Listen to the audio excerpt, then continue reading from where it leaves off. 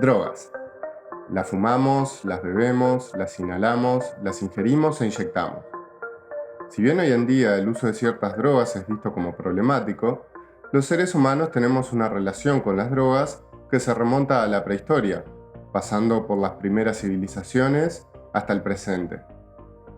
El uso que le hemos dado ha incluido la recreación, la medicina y fines religiosos o espirituales, y a veces una combinación de todos estos.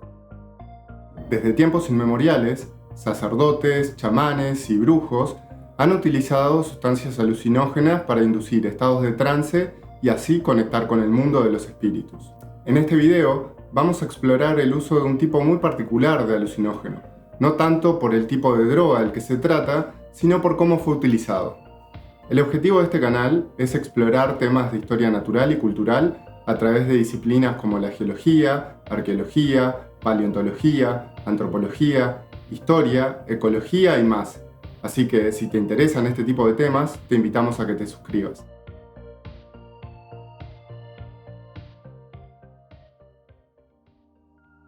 El caso que les traemos hoy proviene de los Andes centrales, en lo que actualmente es el norte de Chile. Aquí se encuentra el desierto de Atacama, uno de los lugares más secos del mundo, pero que ha sido habitado por grupos humanos desde hace 12.000 años. En algunas zonas las temperaturas pueden descender hasta menos 25 grados en la noche y durante el día alcanzar los 50 grados a la sombra.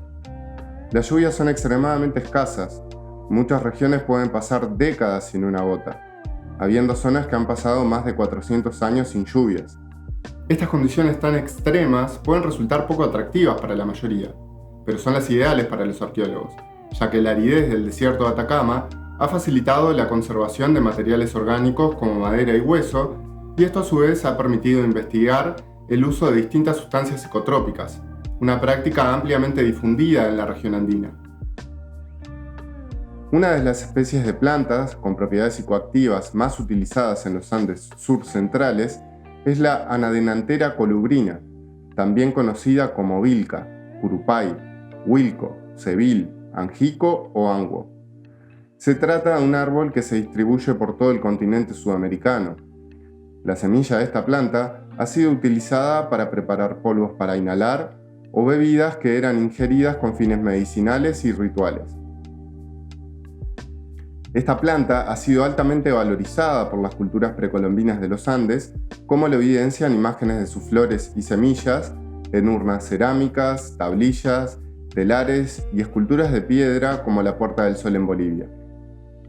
En algunos casos, imágenes de esta planta aparecen asociadas a personajes que han sido interpretados como dioses, reforzando la idea de su conexión con el mundo espiritual. En una investigación publicada en 2019, un equipo de arqueólogos chilenos, liderados por Elena Horta, se planteó el objetivo de investigar los distintos instrumentos utilizados en el consumo de la vilca. Para esto, analizaron la colección del Museo Arqueológico Gustavo Lepage, en San Pedro de Atacama. Este museo alberga más de 600 tablillas, espátulas, morteros, cucharas y bolsas de cuero y tela. Todos estos instrumentos formaban parte del equipo para consumo de psicotrópicos. Entre todo este conjunto se encontraron pequeños tubos de caña y huesos de aves muy bien preservados. Los pequeños tubos han sido relativamente ignorados en investigaciones previas. Inicialmente, dadas sus dimensiones, fueron considerados como utilizados para inhalar o como dosificadores a modo de goteros. Sin embargo, comenzó a ganar fuerza una nueva hipótesis acerca del posible uso de estos tubos, los enemas. Así, Horta y su equipo analizaron el ajuar funerario de 8 cementerios prehispánicos. Estos materiales se encontraban albergados en museos chilenos, argentinos y estadounidenses. En total, se identificaron 25 tubitos, 21 de huesos de aves y 4 de caña y bolsas de semilla de vilca. Todos estos cementerios forman parte de los períodos medios a tardíos, con edades que van desde el año 500 al 1500 de nuestra era.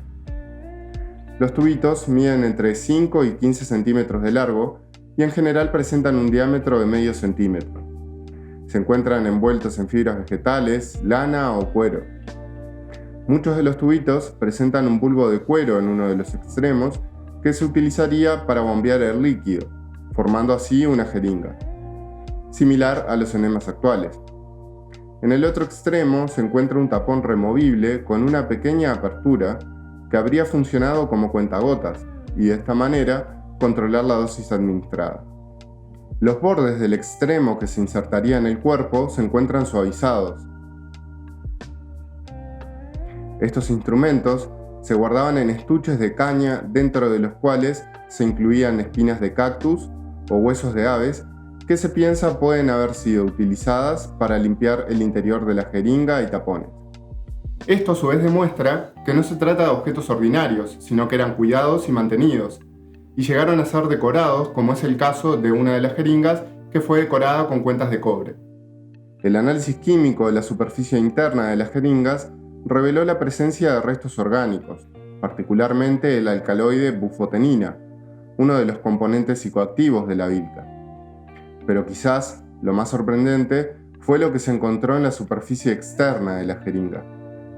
Allí se identificaron compuestos esteroidales de coprolitos humanos, o sea, caca, la prueba definitiva de que esta droga fue administrada por vía rectal. En este momento surge una nueva pregunta. ¿Para qué se realizaban enemas con este tipo de sustancias las poblaciones prehispánicas? Para responderla, debemos recurrir a otra fuente de evidencias, las crónicas históricas.